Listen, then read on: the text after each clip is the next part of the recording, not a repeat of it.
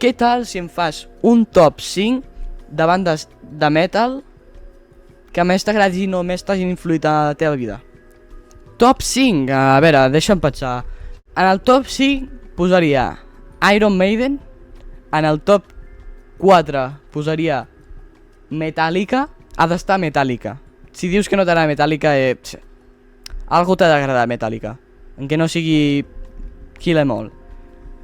En el top 3 et posaria Sodom, m'agrada molt. En el top 2 et posaria El Reno Renardo.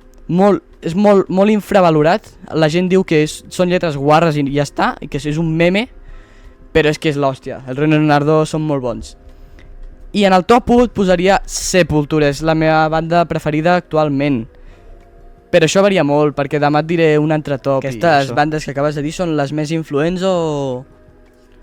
Sí, bueno, són les que m'agraden més, perquè, pues, les més influents seria Metallica.